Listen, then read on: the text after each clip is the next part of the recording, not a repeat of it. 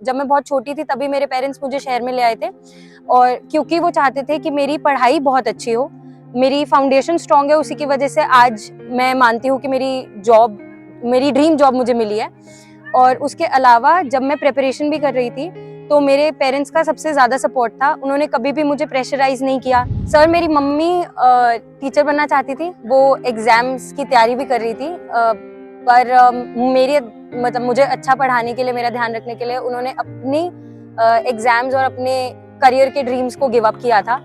तो उनका ये सपना था कि मैं भी या तो टीचिंग या दिल्ली पुलिस एसआई बनूं। इनफैक्ट जैसे मैंने बताया 8 मार्च को आपका बैच स्टार्ट हुआ था। मेरा सीजीएल का पेपर एक ऐसे ही बिल्कुल लेमैन जो देने जाता है कि पहली तैयारी देख लो कि कैसा आप अटेम्प्ट करते हो, क्या आपका स्कोर रहेगा। तो मैं वो सीजीएल का एग्जाम मेरा अप्रैल में ही था, 20 अप्रैल, मुझे बहुत अच्छे से याद है, और मेरा वो एग्जाम क्लियर हुआ था। सर, सबसे मुश्किल पार्ट था मेरे लिए फिजिकल एग्जामिनेशन, क्योंकि मेरा कभी भी कोई फिजिकल एक्टिविटी रिलेटेड कोई बैकग्राउंड नहीं था, कोई गेम्स में वो नहीं था। मैंने मुखर्जी नगर के ग्राउंड में ही रनिंग की प्रैक्टिस की थी, और मुझे आज भी याद है पहले दिन मैं 1.5 मिनट शायद भागी थी। बीच में ऐसे फेजेस आए हैं जब बिल्कुल पढ़ने का मन नहीं करता था, जब ये हो जाता था कि यार छोड़ ही देते हैं, कुछ और ट्राई कर लेते हैं। तो ऐसा नहीं है कि हर दिन बहुत अच्छा रहा है या हर दिन मैं मोटिवेटेड रहती थी, लेकिन एक बस वही चीज है कि गिव अप नहीं करना। नमस्कार दोस्तों, स्वागत है आपका रैंकर्स गुरुकुल यूट्यूब चैनल पे। और आज मैं आपको एक ऐसी शख्सियत से मिलाना चाहूंगा जिन्होंने सीपीओ में दिल्ली पुलिस एसआई पोस्ट ली है। जब एक लड़का सिलेक्शन लेता है, मैं हमेशा बोलता हूं, तो एक परिवार कामयाब होता है, लेकिन जब एक लड़की सिलेक्शन लेती है तो 2 परिवार कामयाब होते हैं। इसलिए बेटी पढ़ाओ बेटी बचाओ, क्योंकि इस लड़की ने अपने आप में एक इतिहास रचा है। आज हम जानते हैं कि कैसे इन्होंने तैयारी की और कैसे इन्होंने दिल्ली पुलिस एसआई की पोस्ट ली। तो स्वागत है प्रगति राणा का, जिन्होंने अभी CPO Delhi police SI post ली है। Thank you sir. तो मैं सबसे पहले प्रगति राणा से पूछना चाहूंगा कि आपने तैयारी कब से शुरू की? सर, मैंने मार्च 2022 में अपनी पहली तैयारी स्टार्ट की थी। मैं मुखर्जी नगर आई थी, मैंने आपके पास ही कोचिंग सबसे पहले स्टार्ट की थी 8 मार्च से। ओके, 8 मार्च 2022। और पेपर कब था? पेपर था नवंबर 2022 में। नवंबर 2022। हाँ जी। तो बहुत सारे बच्चों का ये क्वेश्चन रहता है कि तैयारी करने में कितने महीने या कितने साल लगते हैं? डिपेंड करता है सर, हर किसी का अलग होता है। मेरा एजुकेशनल बैकग्राउंड थोड़ा स्ट्रॉन्ग था, मेरे और सब्जेक्ट्स की पढ़ाई अच्छी थी, तो मुझे 6 महीने का टाइम लगा। 6 महीने के टाइम में अगर आपका एजुकेशनल बैकग्राउंड स्ट्रॉन्ग है, आपने पहले अच्छे से स्कूल में पढ़ाई की हुई है, आपकी ग्रेजुएशन के सब्जेक्ट आपको सपोर्ट करते हैं, तो आपका 6 महीने में आराम से क्लियर हो जाना चाहिए एग्जाम। लेकिन अगर तब भी नहीं होता है तो जो वीक स्टूडेंट्स होते हैं, जिनके जैसे हिंदी मीडियम के बहुत सारे बच्चे होते हैं जो इस एग्जाम की प्रिपरेशन स्टार्ट करते हैं, उनको इंग्लिश की तैयारी में काफी टाइम लग जाता है। मैथ्स की भी अगर बेसिक स्ट्रांग नहीं है तो उसको स्ट्रांग करने में टाइम लग जाता है। तो ऐसे बच्चों के लिए 1 साल 2 साल तैयारी करते रहना चाहिए, लेकिन एग्जाम्स देते रहने चाहिए उस बीच में भी, क्योंकि आप जब एग्जाम देते हो तो आप सीखते हो, उसके अंदर आपको आपकी कमी पता लगती है। तो 6 महीने से लेकर 2 साल तक का समय लग सकता है। तो जैसे कि मैं हमेशा बोलता हूं कि तैयारी करते वक्त ये मत सोचो कि 6 महीने लगेंगे या आपको 1.5 साल लगेगा। ये डिपेंड करता है कि आपकी एजुकेशन बैकग्राउंड कैसा है, ये डिपेंड करता है कि आपने स्कूल में या कॉलेज में कैसे तैयारी की है, ये डिपेंड करता है कि आपको पहले से कितना आता है। अगर आपको पहले से आता है तो ऑब्वियसली आपको कम समय लगेगा, लेकिन अगर आपको नहीं आता तो सीखने में समय लगेगा। तो निराश ना हो, हताश ना हो, अगर आपको 2 साल या 2.5 साल भी लगे, लेकिन सिलेक्शन लेकर के ही रहना, बीच में ना छोड़ना। तो आपका एजुकेशन बैकग्राउंड के बारे में थोड़ा बताएं। सर, मैं दिल्ली की ही हूँ, तो मैंने पढ़ाई भी सारी दिल्ली से की है। रायन इंटरनेशनल स्कूल से मेरी स्कूलिंग हुई है। उसके बाद मैंने दिल्ली यूनिवर्सिटी से अपनी ग्रेजुएशन कंप्लीट किया। 2021 में मैंने ग्रेजुएशन कंप्लीट की थी, उसके बाद मैंने प्रिपरेशन स्टार्ट कर दी। तो स्कूल में आप मतलब एजुकेशन में किस तरीके इनके स्टूडेंट रहे हो, स्कूल सर, में या स्कूल कॉलेज में में? मैंने हमेशा एक्सेल किया है, मेरे स्कोर्स हमेशा अच्छे रहे हैं। मैं टीचर्स के मतलब नोटिस में रहती थी हमेशा, तो मेरी स्कूलिंग अच्छी रही है, मेरी एजुकेशन काफी अच्छी रही है। अच्छा, मतलब आपका बैकग्राउंड जो है, जो नॉलेज जो है, वो पहले से ही बहुत काफी। हाँ जी। तो आपका जो इस स्कूल का या कॉलेज का कुछ इफेक्ट पड़ा तैयारी करते वक्त? जी सर, बिल्कुल। जैसे मैं इंग्लिश मीडियम स्कूल से पढ़ी हुई हूँ, तो और मेरे स्कूल में बहुत अपॉर्चुनिटीज दी जाती थी बच्चों को। जैसे इंग्लिश में बोलने के भी बहुत सारे कंपटीशन होते हैं, और बिना बोले किसी लैंग्वेज को हम नहीं सीख सकते। तो इस वजह से मैं ये मानती हूँ कि मेरी इंग्लिश की जो बैकग्राउंड है वो मेरा स्कूल की वजह से है। स्कूल की वजह हाँ से, जी। ओके। ग्रेजुएशन आप किसमें की ग्रेजुएशन? सर मैंने ग्रेजुएशन DU के जीसस एंड मेरी कॉलेज से BLED किया है मैंने। बीएलएड क्यों किया? सर मेरी मम्मी टीचर बनना चाहती थी, वो एग्जाम्स की तैयारी भी कर रही थी, पर मेरे मतलब मुझे अच्छा पढ़ाने के लिए, मेरा ध्यान रखने के लिए उन्होंने अपनी एग्जाम्स और अपने करियर के ड्रीम्स को गिव अप किया था। तो उनका ये सपना था कि मैं भी या तो टीचिंग या दिल्ली पुलिस SI बनूं। तो सलाम है ऐसी माँ को और नमस्कार जिन्होंने अपने ड्रीम और अपने करियर को सिर्फ इसलिए छोड़ा कि अपनी बेटी को कुछ बना सके, अपने बेटी के सपने पूरे कर सके। और ऐसे पेरेंट्स को सलाम है। और जो भी इस वीडियो को देख रहे हैं, आप अपने बच्चों को इतना ज़्यादा एनकरेज करें कि बच्चा सिलेक्शन ले, लेकिन उनका साथ में उनको मोटिवेट भी करें और आपका साथ सबसे ज़्यादा जरूरी है तैयारी करते वक्त। आपका फैमिली बैकग्राउंड के बारे में थोड़ा बताएं। सर मेरे मम्मी पापा और मैं, मतलब हमारी फैमिली 3 मेंबर्स की है। मेरे पापा MCD में फार्मासिस्ट है, मेरी मम्मा हाउसवाइफ है, लेकिन उनका टीचिंग वाला थोड़ा शौक है, तो वो बच्चों को ट्यूटर कर देती है, कभी कभी जिनको हेल्प चाहिए होती है उनको ट्यूटर करती है मेरी मम्मा। Okay okay. और तैयारी करते वक्त मतलब फैमिली का क्या सपोर्ट रहा, किस तरीके से फैमिली ने सपोर्ट किया? सर सबसे ज़्यादा सपोर्ट तो मुझे मेरे पेरेंट्स का है, मेरी फैमिली का है। मेरे पेरेंट्स ने हमेशा हम गांव से बिलोंग करते हैं ओरिजिनली फैमिली, लेकिन जब मैं बहुत छोटी थी तभी मेरे पेरेंट्स मुझे शहर में ले आए थे, और क्योंकि वो चाहते थे कि मेरी पढ़ाई बहुत अच्छी हो, मेरी फाउंडेशन स्ट्रांग है, उसी की वजह से आज मैं मानती हूँ कि मेरी ड्रीम जॉब मुझे मिली है।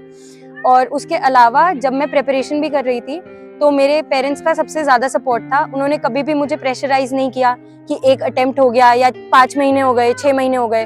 मैंने जब उनको लाइब्रेरी का भी ज्वाइन करने का बोला तो नॉर्मली पेरेंट्स को होता है कि टाइमिंग का ध्यान, अंधेरा होने से पहले घर आ जाओ, पर मुझे जितना टाइम चाहिए था मेरी पढ़ाई के लिए, मैंने लाइब्रेरी रात को भी ज्वाइन की है, तो उन्होंने कभी मुझे अपोज नहीं किया, कभी रोका नहीं, हर चीज़ में उन्होंने सपोर्ट किया है। चाहे 1 घंटे का एग्जाम हो या 6 घंटे का फिजिकल, हर एग्जाम में मेरे पेरेंट्स मेरे साथ गए हैं और पूरा टाइम उन्होंने बाहर वेट किया है। हाँ, तो लाइब्रेरी से याद आया कि इस बच्ची ने वास्तव में इस तरीके से मेहनत की कि जब ये कोचिंग लेती थी उसके बाद जब सेल्फ स्टडी का पॉइंट आया, तो जब भी मेरी इससे बात होती थी तो हमेशा ये बोला, मैं पूछता था कि कहाँ पर हो, तो हमेशा जवाब ये मिलता था कि लाइब्रेरी में। और वास्तव में उस वक्त लाइब्रेरी में ही होती थी और पढ़ती थी। मैं उसी टाइम मैंने सोच लिया था कि हाँ, इस लड़की का सिलेक्शन जरूर होगा।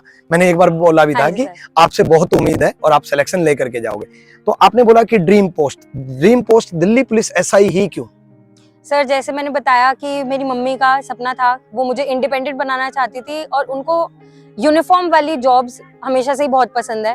तो दिल्ली पुलिस उनको था, बहुत अच्छा लगता था कि दिल्ली पुलिस में मेरी बच्ची हो, तो उनके लिए मैंने दिल्ली पुलिस का एग्जाम दिया था, उनके लिए मैंने तैयारी की थी और आई एम हैप्पी कि मैंने उनका सपना पूरा किया है। तो तैयारी करते वक्त सबसे मुश्किल पार्ट आपके लिए क्या रहा? सर सबसे मुश्किल पार्ट था मेरे लिए फिजिकल एग्जामिनेशन, क्योंकि मेरा कभी भी कोई फिजिकल एक्टिविटी रिलेटेड कोई बैकग्राउंड नहीं था, कोई गेम्स में वो नहीं था। मैंने मुखर्जी नगर के ग्राउंड में ही रनिंग की प्रैक्टिस की थी और मुझे आज भी याद है, पहले दिन मैं 1.5 मिनट शायद भागी थी और अब मैं काफ़ी लंबी रनिंग कर लेती हूँ। तो मेरे लिए फिजिकल सबसे मुश्किल था। मेरे पैर में भी लेफ्ट लेग में प्रॉब्लम रहने लग गई थी, मुझे शिन पेन बहुत ज़्यादा होता था, जिसकी वजह से लॉन्ग जंप में बहुत दिक्कत आती थी। जब मैं तैयारी करी थी तो मेरे फिजिकल के 5 दिन पहले तक भी मेरा लॉन्ग जंप नहीं आ रहा था या ठीक से नहीं आ रहा था, हमेशा लाइन टच हो जाती थी या फाउल हो जाता था। तो उन चीज़ों में सबसे मुश्किल मेरे लिए फिजिकल था। सर फिजिकल के टाइम पे मैं बहुत रोती थी, ग्राउंड में कभी इंजरी हो जाए, पैर मुड़ जाता था, दर्द होने लग जाता था। इनफैक्ट मेरे फिजिकल से 1 दिन पहले भी मैं रो के सबको ये बोल के गई थी कि बहुत ही मुश्किल है, लेकिन ट्राई पूरा करूंगी, और हो गया था। तो सबसे पहले मैंने अपने पेरेंट्स को कॉल करके, सिर्फ 2 सेकंड मिले थे मुझे कॉल करने के लिए, तो वो बाहर वेट कर रहे थे, तो मैंने उनको बता दिया था कि मेरा फिजिकल हो गया। मेरी मम्मी को यकीन भी नहीं हुआ था, उन्होंने मुझसे सबसे पहले ये बोला था तू मजाक तो नहीं कर रही है। तो फिर मतलब इतना अनएक्सपेक्टेड था मेरा फिजिकल होना। तो तैयारी करते वक्त आपने मैथ्स की स्ट्रेटेजी कैसे फॉलो की? सर मैथ्स के लिए मुझे ये लगता है सबसे पहले और सबसे इम्पोर्टेंट है आपके क्लास नोट्स। क्लास नोट्स को आप 4 से 5 बार जब रिवाइज कर लोगे, उसके बाद आप प्रीवियस ईयर क्वेश्चंस के ऊपर मूव करो। प्रीवियस ईयर क्वेश्चंस को सबसे पहली बार जब आप अटेम्प्ट कर रहे हो तो टाइमर नहीं लगाना। एक क्वेश्चन में 15 मिनट लग रहा है, 20 मिनट, उससे कोई फर्क नहीं पड़ना चाहिए। बस वो क्वेश्चन आपको खुद करते रहना है, कोई सोल्यूशन को ट्राई करना है कि नहीं देखो। बहुत ही अगर क्वेश्चन ना हो पाए तो फिर आप सोल्यूशन की तरफ जा सकते हो, लेकिन अगर तब भी उस क्वेश्चन को आप अलग से नोटबुक में नोट डाउन करो कि आपको बिल्कुल ही आउट ऑफ द कॉन्सेप्ट आया है। और नोट्स जब आपके हो जाएं और एक बार अगर आपका जो भी प्रीवियस ईयर की बुक है वो हो जाए, उसके बाद आप नेक्स्ट चैप्टर पे मूव ऑन कर सकते हो। 1 से 2 हफ्ते बाद उस चैप्टर पे वापस आओ, सेम प्रोसीजर फॉलो करो, पहले नोट्स रिवाइज करो और उसके बाद लेकिन जब इस बार आप अपना प्रीवियस ईयर के क्वेश्चंस लगाओगे तो विद टाइमर लगाने हैं। तो उसके बाद मॉक आपको हेल्प करता है, मॉक में सारी प्रैक्टिस हो जाती है। तो टाइमर एक क्वेश्चन पे कितना टाइमर लगाना चाहिए? सर अगर आप बहुत ही वीक हो तो आपको वो 2-3 बार सेम चैप्टर करना पड़ेगा। तो पहली बार आप लगा सकते हो कि 1.5 मिनट का टाइमर लगाओ, उसको ही आपको बीट करना है नेक्स्ट टाइम। 1 मिनट लगा लो, 1 मिनट 15 सेकंड, जितना भी कन्वीनियंट लगे, लेकिन जब तक आप मेजोरिटी ऑफ क्वेश्चंस को 30 सेकंड्स या 45 सेकंड्स में नहीं कर पा रहे हो तो मतलब आपकी स्पीड नहीं आई है अभी। ओके।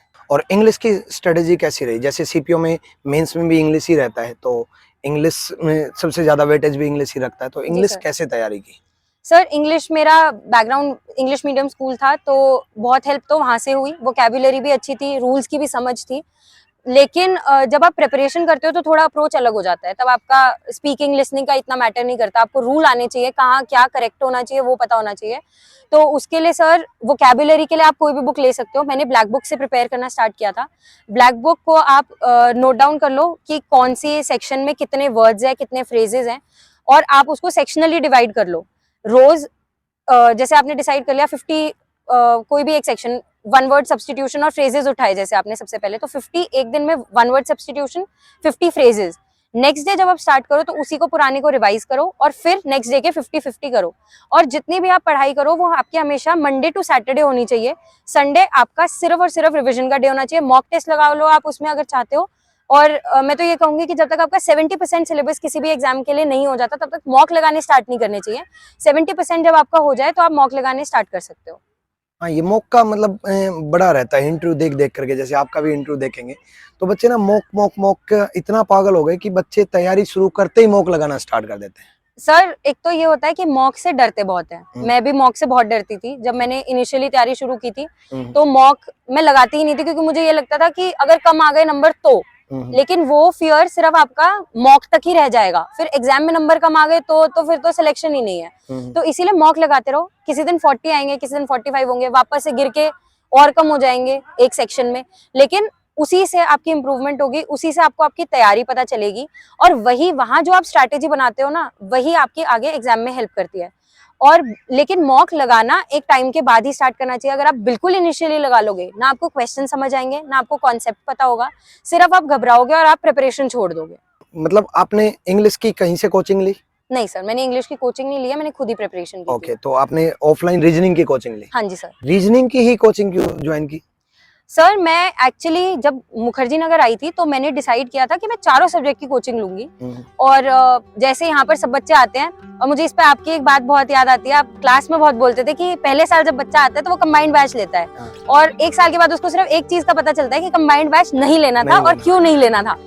तो मेरे साथ मैं लकी इसलिए थी कि जब मैं ऑलमोस्ट यहाँ आई थी मैं कंबाइंड बैच ज्वाइन करने वाली थी, लेकिन मेरे पापा के एक फ्रेंड है, उनके बेटे ने मुखर्जी नगर में रह के प्रिपरेशन की, तो ज्वाइन करने से पहले मैंने एक बार उनसे आइडिया लेने का डिसाइड किया और उन्होंने मुझे बताया कि सेपरेट कोचिंग भी अवेलेबल होती है और उन्होंने ही आपका नाम सजेस्ट किया था, तब मैं आपकी कोचिंग में आई थी। तो मैंने फिर ये डिसाइड किया था कि अगर मैं चारों सेपरेट कोचिंग एक ही दिन में लूंगी तो मेरे पास सेल्फ स्टडी का टाइम नहीं होगा।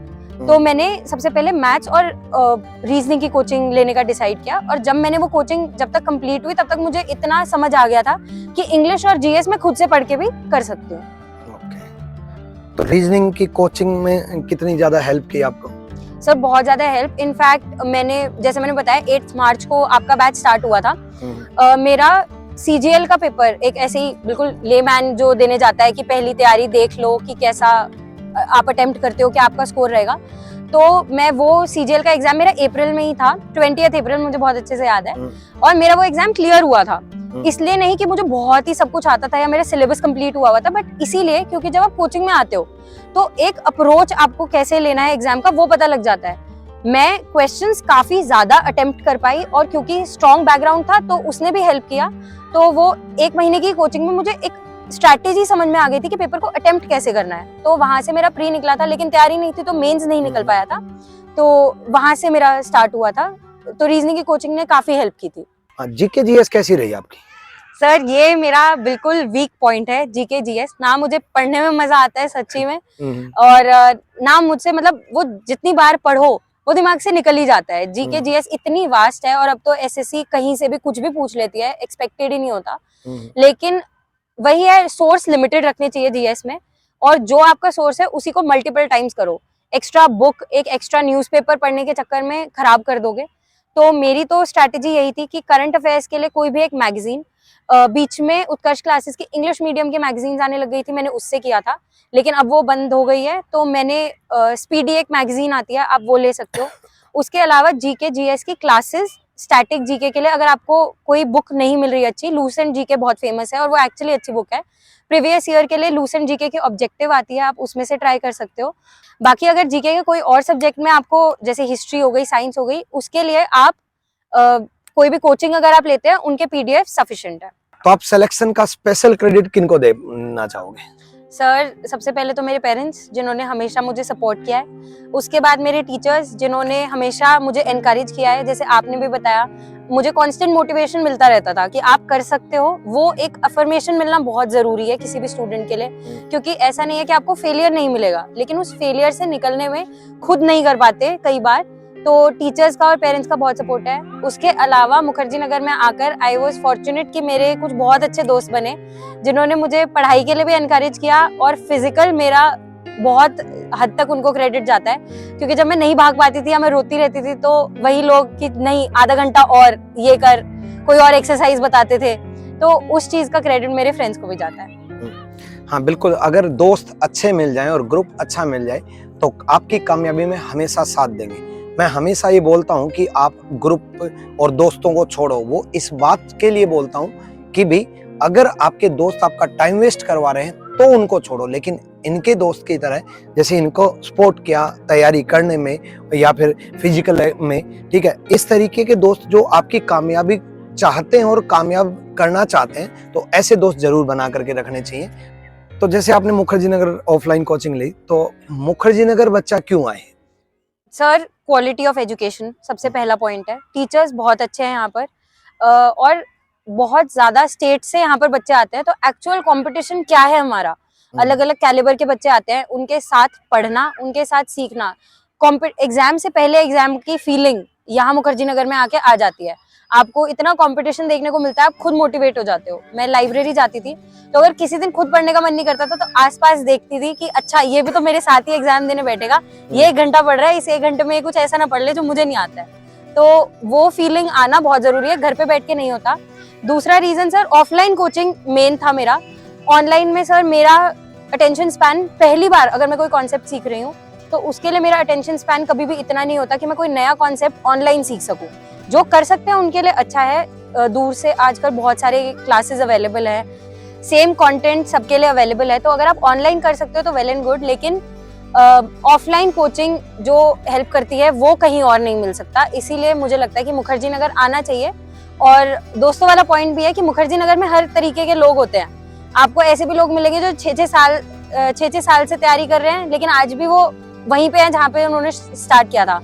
तो बहुत इंपॉर्टेंट है कि आप अपने जो दोस्त चुने, वो कैसे चुन रहे हैं आप, वो बहुत इंपॉर्टेंट है। पढ़ने वाला ग्रुप अगर आपको मिल गया, या आपने पढ़ने वाला ग्रुप बना दिया, ऐसा जरूरी नहीं है कि आपको सारे बच्चे ऐसे ही मिले। आप भी लोगों को मोटिवेट करके पढ़ने के लिए एनकरेज कर सकते हैं। तो अगर आपको वो ग्रुप मिल गया तो आपकी सक्सेस पक्की है, अकेले तो पढ़ाई हो ही नहीं सकती। तो तैयारी करते वक्त आपकी सेल्फ स्टडी की स्ट्रेटेजी क्या रही? कितने घंटे आप पढ़ते थे, कैसे कैसे तैयारी करते थे? तो जब मैं कोचिंग लेती थी तो मैं अराउंड 3 बजे फ्री हो जाती थी। तो 3 बजे से 8 बजे तक का टाइम मैं अपना सेल्फ स्टडी को रखती थी, जिसके अंदर पहले जो क्लास में किया है उसको रिवाइज करती थी। किसी सब्जेक्ट के नोट्स बनाने हैं वो नोट्स बनाती थी। इनिशियल फेज मेरा 2 से 3 महीने उसी में गया। जब मुझे थोड़ा सा स्ट्रैटेजी वाइज समझ में आने लग गया कि कहाँ से क्या पढ़ना है, कितना पढ़ना है, तो मैंने पूरा टाइम अपना सेल्फ स्टडी को दिया। जब मेरी कोचिंग खत्म हो गई थी तो मैं मॉर्निंग 9 या 10 के अराउंड से लेकर शाम को 9 बजे तक का मेरा लाइब्रेरी का ड्यूरेशन होता था।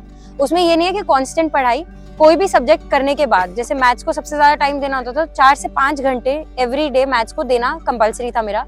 उसके बाद 1 से 1.5 घंटे का ब्रेक मैं लेती थी। उसके बाद मैं करती थी रीजनिंग, क्योंकि वो थोड़ा लाइट सब्जेक्ट होता है, करने में मजा आता है, प्रैक्टिस करनी होती है उसमें सिर्फ, तो आप रीजनिंग कर सकते हो उसके बाद। फिर मैं शाम को जीएस करती थी, क्योंकि शाम का टाइम मेरा ऐसा होता है जब मुझे याद जल्दी हो जाता है। अगर आपका बहुत सारे ऐसे बच्चे होते हैं जो अर्ली मॉर्निंग उठ के याद कर सकते हैं, तो आप जीएस या जो भी आपका लर्निंग वाला पार्ट है उस टाइम पर करें। इंग्लिश में भी जैसे वोकैबुलरी लर्निंग वाला पार्ट है, तो आप उसको सुबह उठ के कर सकते हैं। मैं मॉर्निंग पर्सन नहीं हूँ, सुबह उठ के मुझे सिर्फ नींद आती है, तो इसीलिए मैं शाम को जीएस या इंग्लिश वो मैं शाम को करती थी। तो आप इतने घंटे मैथ्स पढ़ते थे, या आपने बताया कि 12 घंटे की लाइब्रेरी ने ज्वाइन कर रखी थी, तो आप इतने घंटे लगातार पढ़ने की हैबिट कैसे बने एक बच्चे की?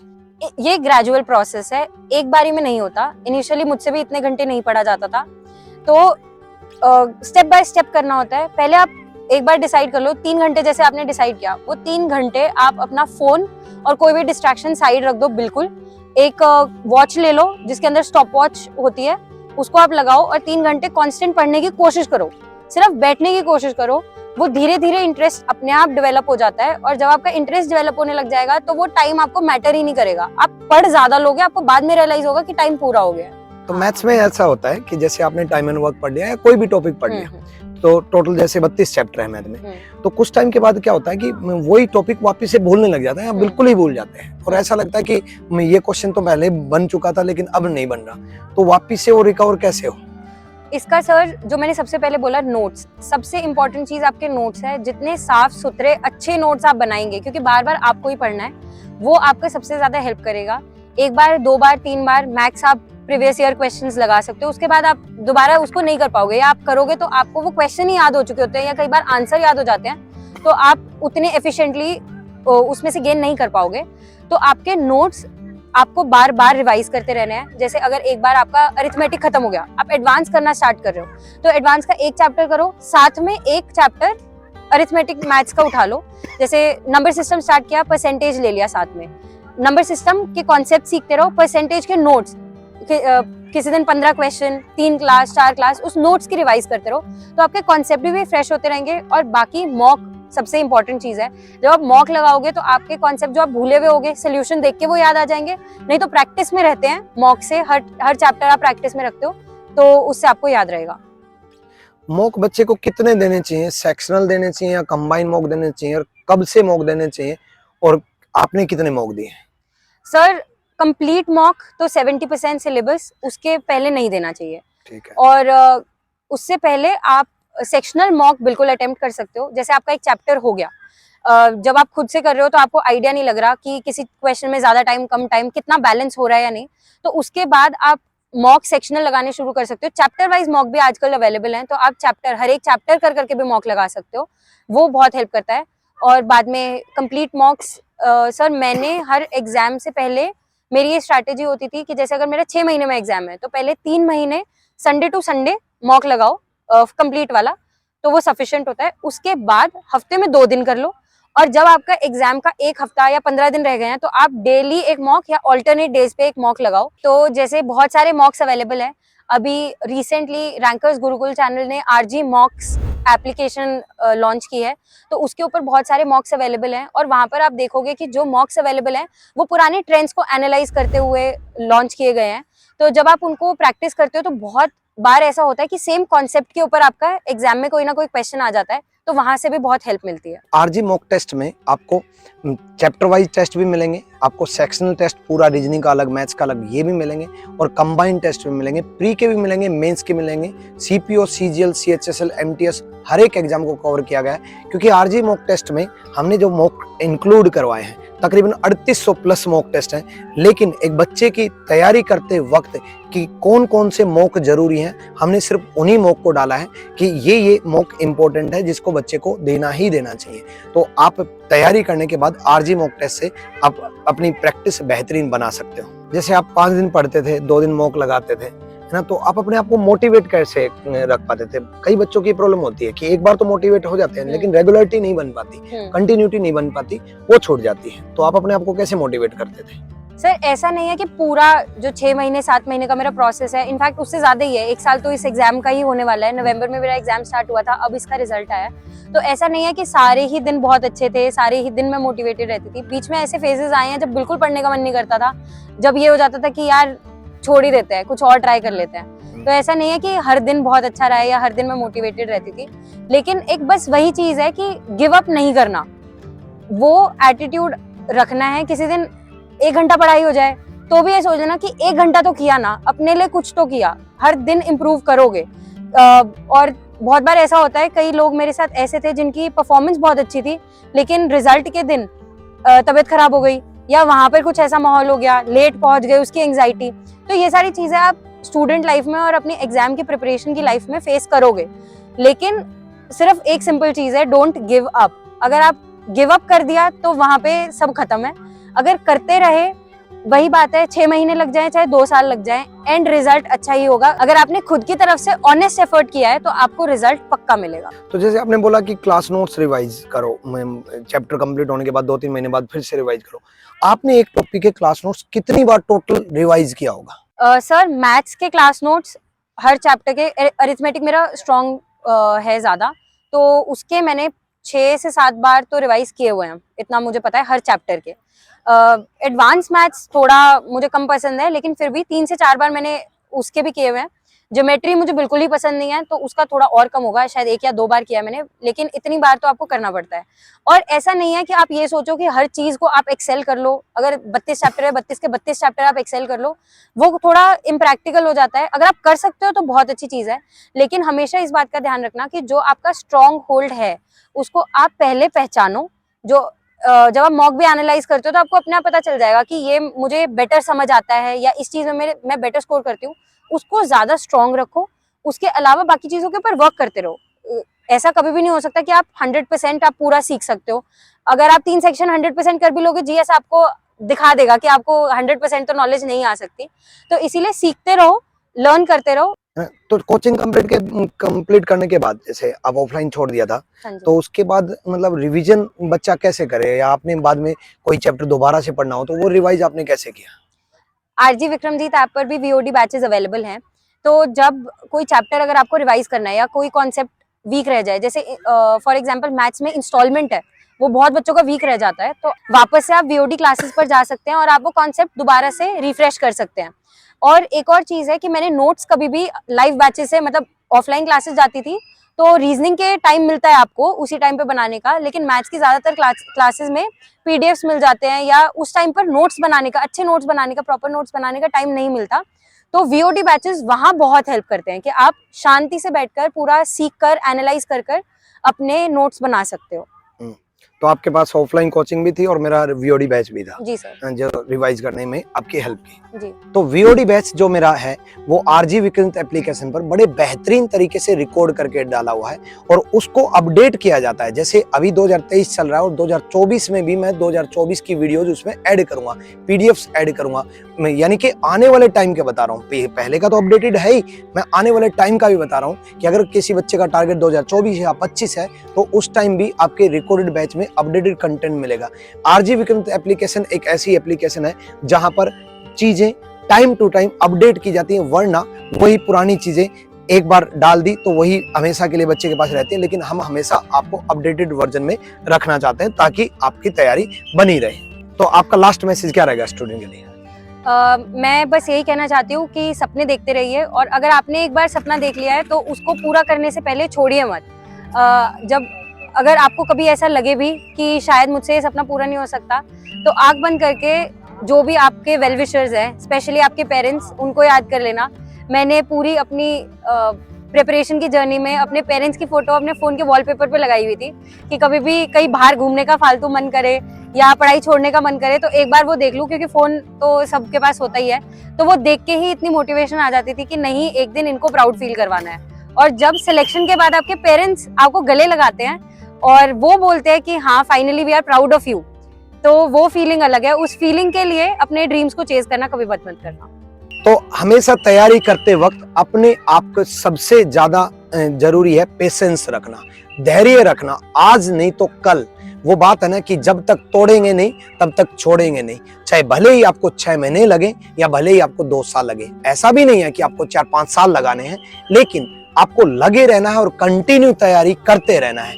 आप बस पढ़ते रहो, मेहनत करते रहो, आपका सिलेक्शन निश्चित रूप से आज नहीं तो कल होगा ही होगा और आपका हर सपना पूरा होगा, बशर्ते उस सपने को लेकर के आप अपने आप को मोटिवेट रह करके खुशी के साथ मेहनत करते रहो। मेहनत कभी मत छोड़ना। आरजी विक्रमित एप्लीकेशन और रैंकर्स गुरुकुल हमेशा आपका साथ देता रहेगा और हमेशा आपके लिए कुछ ना कुछ बेहतरीन करने की कोशिश करते रहेंगे। धन्यवाद, थैंक यू।